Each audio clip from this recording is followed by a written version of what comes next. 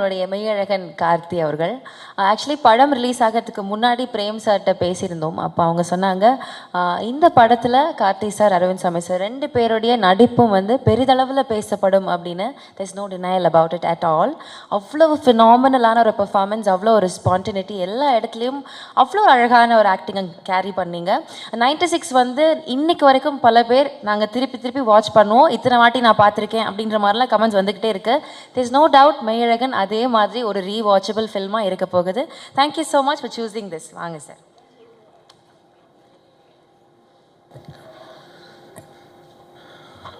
முதல்ல பத்திரிகை, தொலைக்காட்சி, ஊடக நண்பர்கள் எல்லாருக்கும் இந்த படத்தை புரிஞ்சுக்கிட்டு இந்த படத்தை பற்றி அத்தனை வரிகள், அத்தனை பாராட்டு வரிகள் எழுதி இந்த படத்தை கொண்டாடினவங்க எல்லாருக்கும் முதல்ல நன்றி. அதே சமயத்தில் உலகத்தில் எங்கேருந்தோ சின்ன ஒரு மூலைகள் இருந்து இந்த படத்தை பற்றி, இந்த படத்தை ரசித்து இந்த படம் என்ன தாக்கத்தை அவங்க மேலே ஏற்படுத்தியிருக்குன்னு தொடர்ந்து ஒரு மீம்ஸாகவும் பதிவுகளாகவும் ரீல்ஸாகவும் போட்டுகிட்டே இருக்கிற தமிழ் சினிமாவின் ரசிகர்கள் உங்கள் எல்லாருக்கும் இந்த தருணத்தில் நன்றி சொல்லிக்கிறேன். தனித்தனியாக நன்றி சொல்ல முடியல, ஆனால் அவ்வளோ பேர் இந்த படத்தை பாராட்டியிருக்கீங்க, புரிஞ்சுக்கிட்டு இருந்திருக்கீங்கிறதுக்கு ரொம்ப நன்றி. இந்த படம் ஒத்துக்கிறதுக்கு மிகப்பெரிய ரீசன் என்னென்னா, இதுக்கு முன்னாடி தமிழ் சினிமாவில் அருமையான படங்களை நமக்கு கொடுத்த முக்கியமான இயக்குநர்களும் நடிகர்களுக்கும் நான் நன்றி சொல்லி ஆகணும்.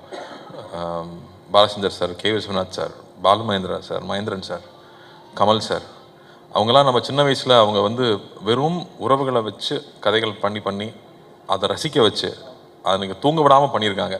அந்த மாதிரி படங்கள் நமக்கு கிடைக்காதான்னு ஏங்குறப்போ அப்படி ஒருத்தர் கதை எழுதியிருக்காரு. அந்த கதையை எப்படி மிஸ் பண்ணுறது? எனக்கு மெட்ராஸ் வெற்றி விழாவில் வந்து பத்திரிகையில் இருக்கிற எல்லாரும் நான் சந்திச்சப்போ ஞாபகம் இருக்குது. நல்ல படங்களாக தேர்ந்தெடுத்து பண்ணுங்கள், நீங்கள் பருத்தி வீரனில் ஸ்டார்ட் பண்ணியிருக்கீங்க, நீங்கள் பொழுதுபோக்கு படம் பண்ணுங்கள், ஆனால் நல்ல படங்கள் தேர்ந்து பண்ணீங்கன்னு எனக்கு சொல்லியிருந்தீங்க. நான் மறக்கவே மாட்டேன். அதுலேருந்து நான் என்னுடைய பாதையும் நான் தேர்ந்தெடுத்த படங்களும் உங்களுக்கு தெரியும். இந்த படம் வரும்போதும் இந்த படம் பண்ண வேண்டிய படம் இது வந்து இந்த படம் எவ்வளோ ஒரு உரையாடல்களை உருவாக்கியிருக்கு, எத்தனை பேர் ரிஃப்ளெக்ட் பண்ண வச்சுருக்கு. ஒரு கலைப்படைப்புக்கும் நல்ல கலைப்படைப்புக்கும் முதல் விஷயமே இந்த உரையாடலை ஏற்படுத்துறது, ஒரு விவாதத்தை ஏற்படுத்துறது தான். அப்படி அவ்வளோ விஷயங்களை வந்து இந்த படம் பேச வச்சுருக்குங்கிறதுக்கு இந்த படத்துடைய வெற்றிக்கூட மிகப்பெரிய முக்கியமான ரீசன். அப்படி சினிமாங்கிறது பொழுதுபோக்கு மட்டும் இல்லை, எல்லா கலை அம்சத்தையும் சேர்ந்த ஒரு கலைப்படைப்புன்னு காமிச்சிக்கிறதுக்கு எப்போ தான் நல்ல படங்கள் அமையும். அப்படி ஒரு படமாக தான் நான் பார்க்குறேன். அதே சமயத்தில் இன்றைக்கி ஒரு 30லேருந்து அபவ் இருக்கிறவங்க, வாழ்க்கையில் கொஞ்சமாவது கஷ்டத்தை பார்த்தவங்க, அவங்க எல்லாருக்கும் இந்த படம் நிச்சயம் புரியும்னு நம்பினேன். அண்டு இன்றைக்கி இருக்கிற ஒரு மன ஓட்டம் இருக்கு இல்லையா, ஒரு செகண்ட் வேர்ல்டு வார்க்கு அப்புறமா ஒரு சமுதாயம் வளர்ந்துருக்கும், அவங்களோட எண்ண ஓட்டங்கள் வேறையாக இருந்திருக்கும். அதுக்கப்புறமா இருந்தவங்களோட எண்ண ஓட்டங்கள் இருக்குல்ல, நம்ம வந்து ஒரு தொழிலுக்காக வந்து சிட்டிக்கு வந்துட்டோம், அதுக்கப்புறம் பார்த்தா சொந்தங்களை விட்டு போயிடுறோம், நம்மளுடைய கலாச்சாரத்தை விட்டு போயிடுறோம், நம்மளுடைய சரித்திரத்தை மறந்துடுறோம் அப்படின்னு நிறையா விஷயங்கள் நம்ம மனசில் ரொம்ப ஆழமாக ஓடிக்கிட்டு இருக்கோம். அது எல்லாத்தையும் எடுத்து கண்ணு முன்னாடி நிற்க வச்ச மாதிரி இந்த கதை இருந்துச்சு. அப்போ இந்த கதையை பண்ணிடணும் அப்படின்னு தோணுச்சு. அதே ரியாக்ஷன் எல்லாருக்கிட்டையும் இருக்குங்கிறது எனக்கு ரொம்ப சந்தோஷமாக இருக்குது. அது சொன்னார், அன்பை விதைச்சிட்டோம்னா போதும்னு. அன்பு எல்லாருக்குள்ளேயும் இருக்குது, அதை வெளில கொண்டு வந்தால் போதும். இது ஒரு ஃபேஷனபிளான விஷயம் கிடையாது. இன்றைக்கி வந்து கான்ட்ரவர்சி தான் எல்லாரும் அதிகமாக பார்ப்பாங்கன்னு கான்ட்ரவர்சி பண்ணி போயிட்டு இருந்தாலும், முன்ன பின்ன தெரியாத ஒருத்தருக்கு ஒரு செஞ்ச உதவி, ஒரு சின்ன வீடியோவாக வந்து அதனோட வியூஸ் தான் இங்கே ரொம்ப அதிகமாக இருக்குது. ஸோ அதை எடுத்துகிட்டு வந்து ஒரு கதையாக எழுதியிருக்காரு. அதை எப்படியாவது பண்ணிடணும்னு ஆசைப்பட்டோம். அப்போ 2D கிட்ட கொண்டு போய் கொடுத்தோம்னா தான் இந்த முழுமையாக எந்த ஒரு டிஸ்டர்பன்ஸ் இல்லாமல் அழகாக வந்து சேரும்னு நம்பணும். அதுக்கேற்ற மாதிரி வந்து ராஜாக்கும், Karthiyanan, team managers, Senthil sir, இவங்க எல்லாருக்கும் வந்து பெரிய நன்றி சொல்லணும். ஏன்னா அப்படி கவனிச்சுக்கிட்டாங்க. எல்லாமே நைட் ஷூட்டு கூடயே இருந்து எந்த ஒரு இடையூறும் இல்லாமல் அந்த ஷூட்டிங் கண்டினியூஸாக வந்து முடிஞ்சதுக்கு அந்த ப்ரொடக்ஷனுக்கு ஒரு பெரிய நன்றி சொல்லணும். அதுக்கப்புறம் வந்து ஒவ்வொரு டெக்னீஷியன்ஸும் 96ங்கிற ஒரு படத்தில் ஏற்கனவே எல்லாருமே ப்ரூவ் பண்ணிட்டாங்க, எல்லாரும் அவங்களோட ரசிகர்களாக இருக்கிறோம். ஆனால் திரும்ப அதே டீம் இன்னொரு படம் எடுக்கிறாங்கன்றப்போ அவங்க எல்லாரும் ஒரு குடும்பமாக உட்காந்து அதை ஓனர்ஷிப் எடுத்துக்கிட்டு ஒவ்வொரு டிபார்ட்மெண்ட்டும், நான் ஒவ்வொரு டிபார்ட்மெண்ட்டாக சொல்லணும்னா எடிட்டிங் எடுத்துட்டோம்னா எங்கே எடிட் பண்ணியிருக்காங்கன்னே தெரியாத அளவுக்கு அவ்வளோ ஸ்மூத்தாக கொண்டு போகிறது வந்து அவ்வளோ ஈஸியாக இல்லை. அந்த உரையாடலுக்கும் கற்பனைகளாக இருக்கிற அந்த பழைய கால காட்சிகளுக்கும் ஜம்பே இல்லாமல் அவ்வளோ ஸ்மூத்தாக கொண்டு போனது. கோவிந்த் வசந்தாவோட இசை, மாடை பார்க்கும்போது அது என்னமோ ஒரு தெய்வம் மாதிரி தெரியுது நம்ம கண்ணுக்கு. ஒரு சைக்கிள் பார்க்குறப்போ அது விலை மதிப்பில்லாத ஒரு பழைய சைக்கிளுக்கு வந்து அவ்வளோ ஒரு வேல்யூ இருக்குங்கிறது. என் கசின் சொல்கிறான், அந்த படம் பார்த்துட்டு ஒரே ஒரு நாள் அண்ணா கூப்பிட்டு நீ வந்துடுறா பார்த்துக்கலான்னு சொன்னார். நான் ரியலைஸ் பண்ணதே இல்லை அந்த மோமெண்ட்டை, எப்போ என் வாழ்க்கை மாறிச்சுன்னு நான் ரியலைஸ் பண்ணவே இல்லை. ஆனால் அந்த ஒரு ஃபோன் கால் என் வாழ்க்கையை மாற்றுச்சு. அப்படி நம்ம யாருக்குமே நம்மளை அறியாமல் பண்ண உதவி அவங்க லைஃபே மாற்ற முடியும்னு சொன்னால் அப்போ தெரிஞ்சு எவ்வளோ உதவி பண்ணலாம் அப்படின்னு அவனுக்கு அவ்வளோ மைண்டில் ஓடிட்டே இருந்துச்சுன்னு சொல்கிறான். அப்படி எல்லாருடைய மனசாட்சியாக எல்லாரையுமே வந்து இந்த படம் கேள்வி கேட்க வச்சுட்டு இருக்குன்னா அதுக்கு அந்த இசை கொடுக்குற வேல்யூ இருக்கு இல்லையா, அது அவ்வளோ முக்கியமாக நான் பார்த்தேன். கேமரா ஒர்க்காக வந்து மகி எப்போ வேலை செஞ்சாப்புலனே தெரில, தள்ளி தான் இருப்பாப்புல, கிட்டே வரமாட்டாங்க. ஒரு கிட்ட வந்து கேமரா வச்சு இது சினிமான்னு காமிக்கிற மாதிரி ஒரு காட்சி கூட இல்லை, எல்லா இடத்துலையும் தள்ளி இருப்பாங்க. ஏன் பிரதர் இந்த படத்தில் இந்த ட்ராலி ஷாட்டு இந்த ஜிம்மி ஜிப்பு இதெல்லாம் யூஸ் பண்ணவே மாட்டிங்களா அப்படின்னு கேட்டேன். எந்த இடத்துலையும் சினிமான்னு தெரிஞ்சிடக்கூடாதுங்கிறதுக்காக கேமரா தள்ளியே இருக்கும், எங்கள் கிட்டே வந்ததே இல்லை. ஒரு நாள் கூட நானும் சாரும் நடிக்கிறப்போ நாங்கள் வந்து நடிச்சிட்டு இருக்கோங்கிற உணர்வே இல்லை. நாங்கள் 2 பேர் பேசிகிட்டு இருக்கோம், ரொம்ப நெருக்கமான அவங்ககிட்ட இருக்கிறப்போ தான் வந்து நம்மளோட எல்லா விஷயங்களும் பகிர்ந்துக்குவோம். அப்படி எல்லா விஷயம் பகிர்ந்துக்கிறதுக்கான ஒரு ஆப்பர்ச்சுனிட்டி வந்து அந்த கதையில் இருந்திருந்தாலும் அதுக்கான சூழலை வந்து அவ்வளோ அழகாக ஏற்படுத்தி கொடுத்துருந்தாங்க. லைவ் சவுண்டாக இருக்கிறதுனால எல்லாரும் பின் ட்ராப் சைலன்ஸில் இருப்பாங்க.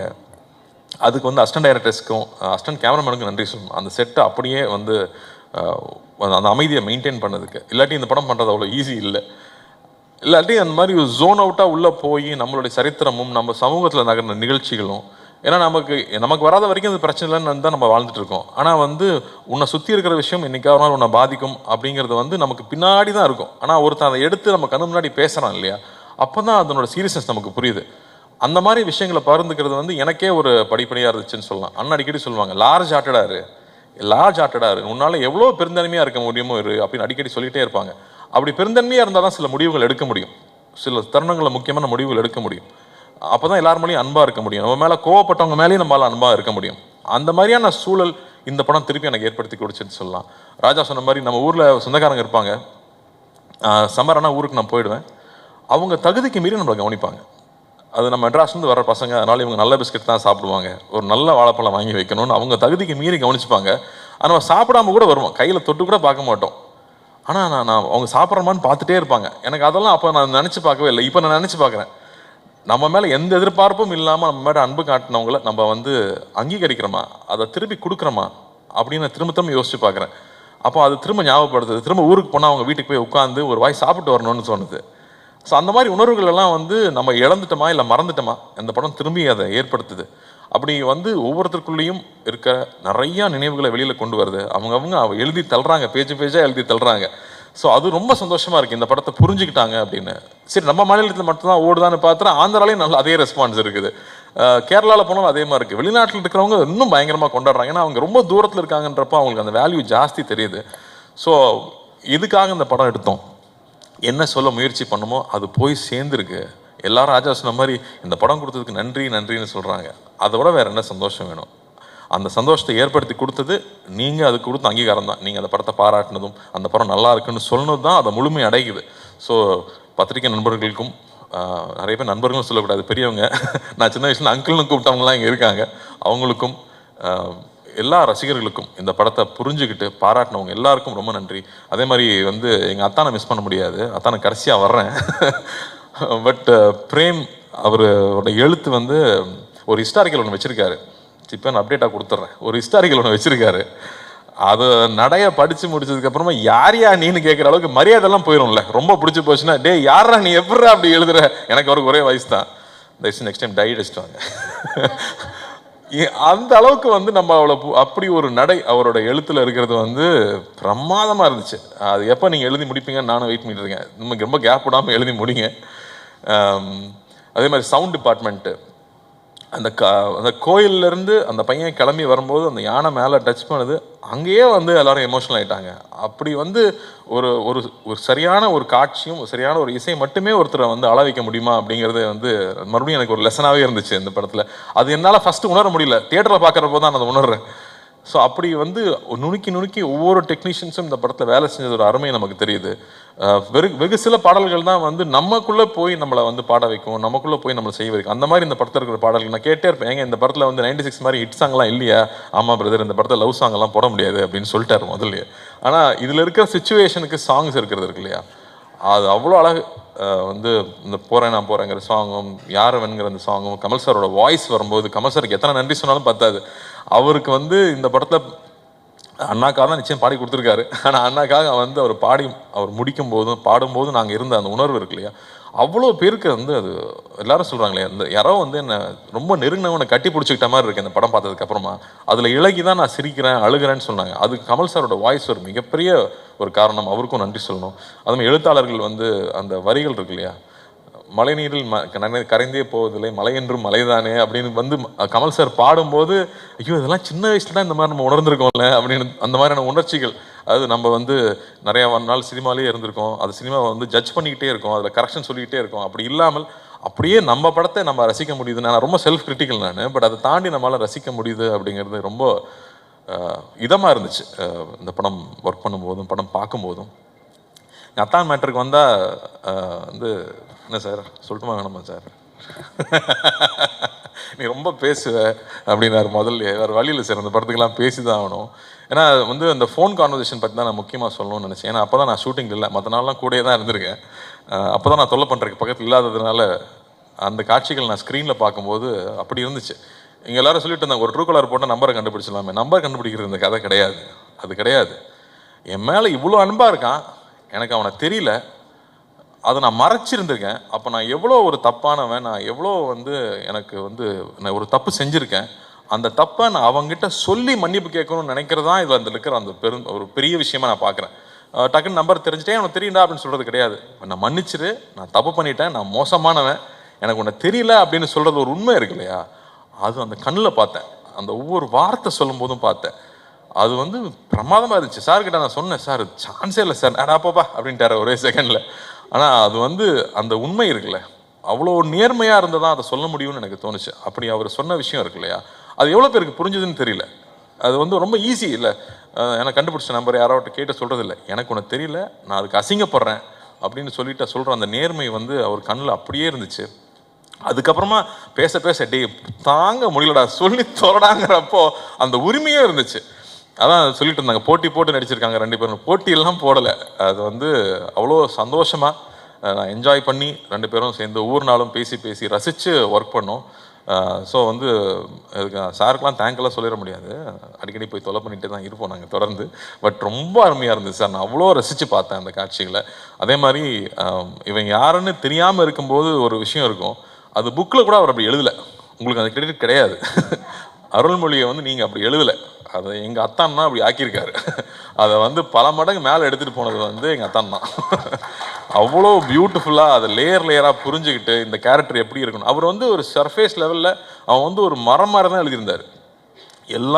எல்லா உணர்ச்சிகளும் அற்றுப்போன ஒரு மரம் மாதிரி தான் அந்த கதாபாத்திரத்தை எழுதியிருந்தார்.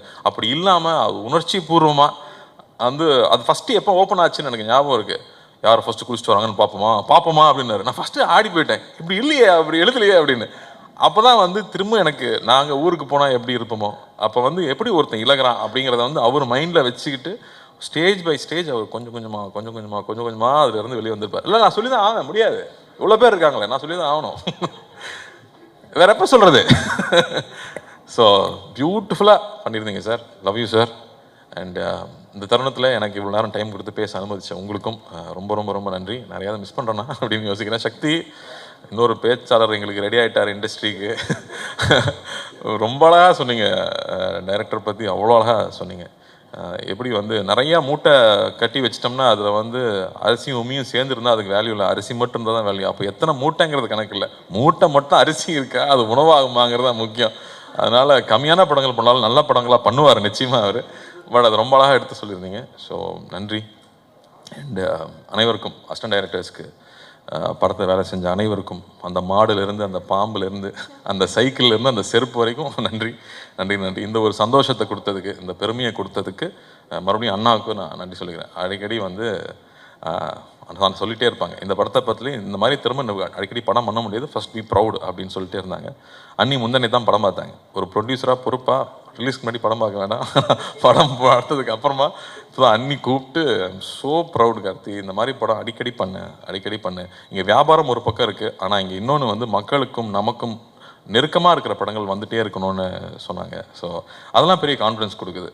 ஸோ நன்றி என்னுடைய 2 ப்ரொடியூசர்களுக்கும் ரொம்ப ரொம்ப நன்றி. தேங்க்யூ.